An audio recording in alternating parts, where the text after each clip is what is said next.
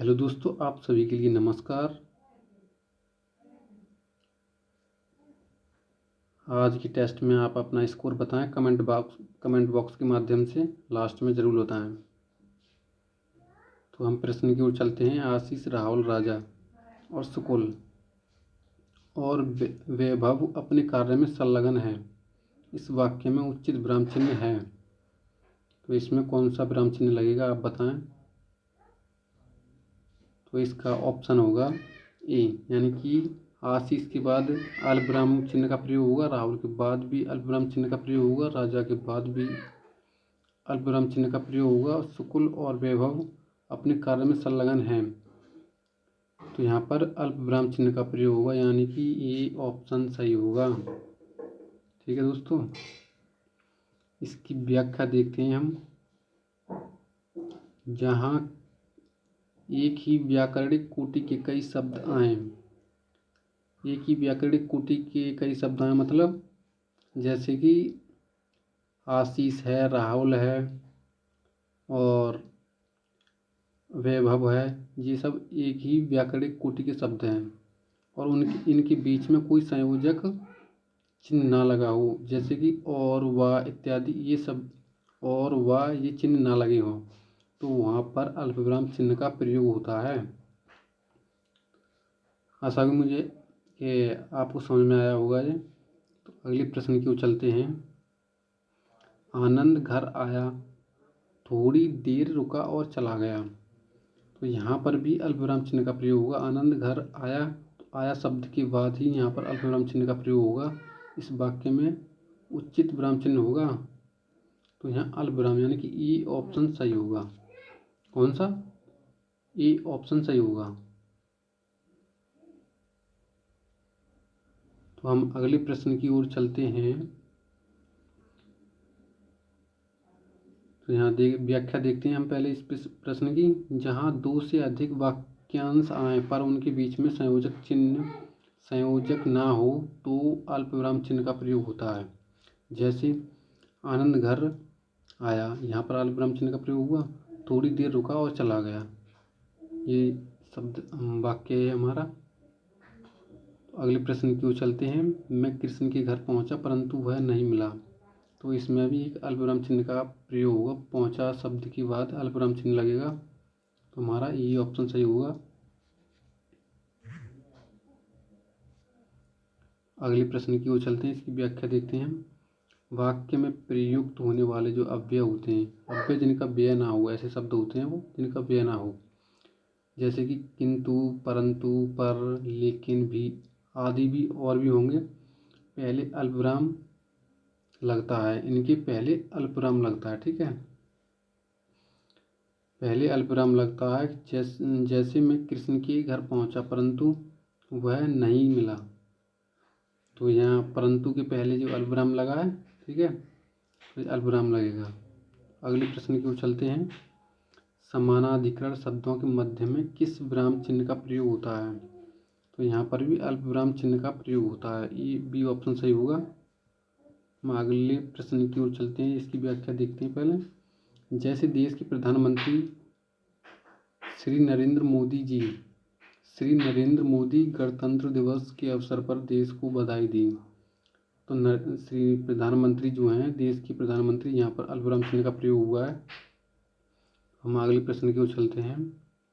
वाक्य में जब एक ही प्रकार की कई संज्ञा आए तो उनके बीच किस प्रकार का विराम चिन्ह लगता है? तो किस प्रकार का विराम चिन्ह लगता है, तो हम बता सकते हैं बी ऑप्शन से इसका सही होगा, अल्पविराम चिन्ह का प्रयोग होता है।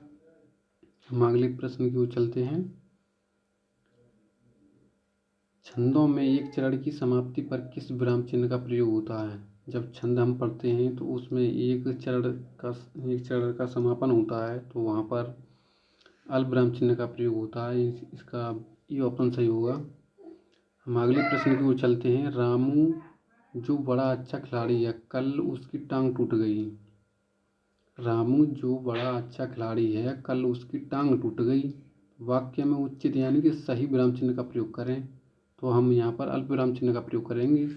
ये ऑप्शन सही होगा। कौन सा? ये ऑप्शन सही होगा दोस्तों।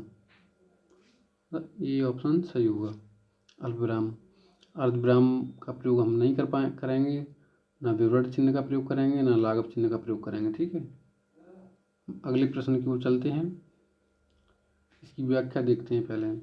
जो उपवाक्यों के पूर्व यानी पहले और बाद भी अल्पविराम चिन्ह लगता है। ठीक है, जो उपवाक्य होते हैं उनके पहले भी और बाद में भी अल्पविराम लगता है। रामू जो बड़ा अच्छा खिलाड़ी है, कल उसकी टांग टूट गई, तो यहाँ पर अल्पविराम लगा है, लगा है। तो हम अगले प्रश्न की ओर चलते हैं। जाना है तो जल्दी जाओ वाक्य में यानी कि उचित का मतलब होता है सही, यानी सही विराम चिन्ह का प्रयोग करें। तो यहाँ पर भी जाना है तो है के बाद है तो के पहले अल्पविराम चिन्ह का प्रयोग होगा। तो यहाँ पर अल्पविराम कौन सा होगा? ई ऑप्शन सही होगा दोस्तों, इसका ई ऑप्शन सही होगा। हम बता सकते हैं इसका ये ऑप्शन सही होगा। हम अगले प्रश्न की ओर चलते हैं।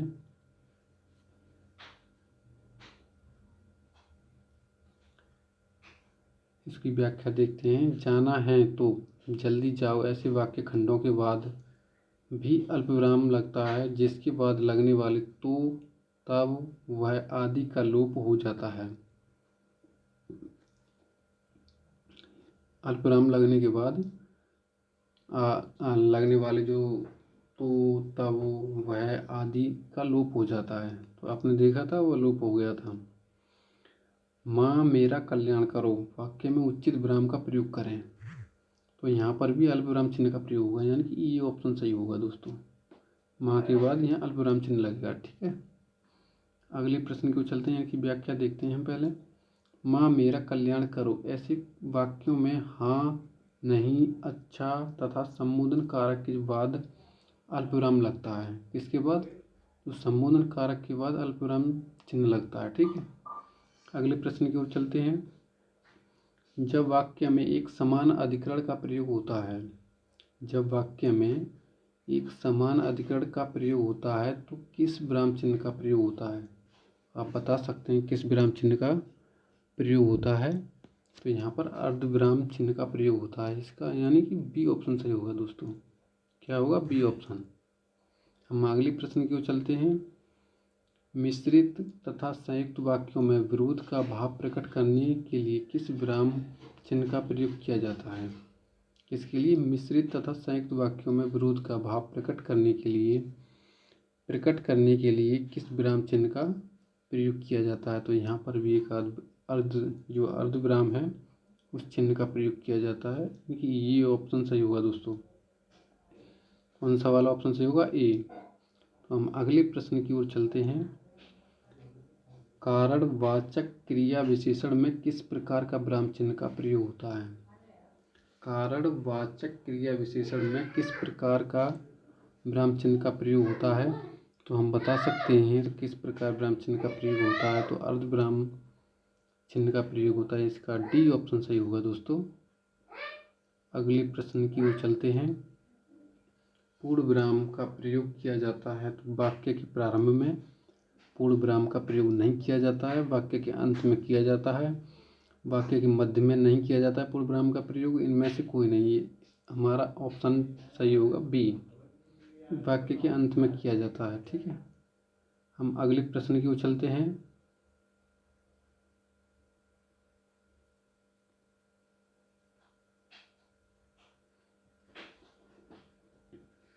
हम अगले प्रश्न की ओर चलते हैं। किस वाक्य में पूर्ण विराम चिन्ह का प्रयोग नहीं किया गया है? किस वाक्य में पूर्ण विराम चिन्ह का प्रयोग नहीं किया गया है? तो हम बता सकते हैं नहीं किया गया, वाक्य के अंत में किया जाता है, कहानी उपन्यास लिखने में किया जाता है, छंद के चरणों की समाप्ति पर भी किया जाता है इसका प्रयोग। छंद की एक चरण की समाप्ति पर अल्पविराम चिन्ह का प्रयोग किया जाता है, ना कि पूर्ण विराम चिन्ह का प्रयोग किया जाता है। तो इसमें हमारा ऑप्शन सही होगा कौन सा? डी। हम अगले प्रश्न की ओर चलते हैं। तुम कब आओगे इस वाक्य में उचित यानी कि सही विराम चिन्ह का प्रयोग करें। तो हम बता सकते हैं इसमें सही विराम चिन्ह का प्रयोग करें तो इसमें कौन सा होगा? इसमें प्रश्नवाचक यानी कि बी ऑप्शन सही होगा दोस्तों। हम अगले प्रश्न की ओर चलते हैं। आहा तुम्हें पाकर कितना आनंद आ रहा है। आहा तुम्हें पाकर कितना आनंद आ रहा है वाक्य में उचित विराम चिन्ह का प्रयोग करें। तो हम बता सकते हैं इसमें कौन सा विराम चिन्ह लगेगा। तो इसमें विस्मय आदिबोधक चिन्ह लगेगा, यानी कि इसका बी ऑप्शन सही होगा दोस्तों। हम अगले प्रश्न की ओर चलते हैं। कबीर वाणी के डिटेक्टर थे, इस वाक्य में किस विराम चिन्ह का प्रयोग होगा। तो हम बता सकते हैं किस विराम चिन्ह का प्रयोग होगा। तो हमारा ये बी ऑप्शन सही होगा, ए ऑप्शन सही होगा दोस्तों। ये उद्धृत चिन्ह का प्रयोग होगा। ठीक है, कबीर वाणी के डिटेक्टर थे, इस वाक्य में किस विराम चिन्ह का प्रयोग हुआ है। तो हम बता सकते हैं उद्धृत चिन्ह का प्रयोग हुआ है। ये वाला इन्वर्टेड कोमा है, ये वाला लगा हुआ है, ये वाला लगा हुआ है, ये हमारा उद्धृत चिन्ह होता है दोस्तों। अगले प्रश्न की ओर चलते हैं। संयोजक चिन्ह जिसे डैश बोलते हैं ना, किस अन्य नाम से जानते हैं इसको। इसका और अन्य कौन सा नाम है आप बताएं कमेंट बॉक्स के माध्यम से, मैं बता देता हूँ। चलो, इसका ये ऑप्शन सही होगा, समासिक चिन्ह बोलते हैं इसे। ठीक है, इसका ये ऑप्शन सही होगा। तो आप कमेंट बॉक्स के माध्यम से अपना स्कोर बताएं और वीडियो को लाइक शेयर और सब्सक्राइब जरूर करें। जय हिंद दोस्तों।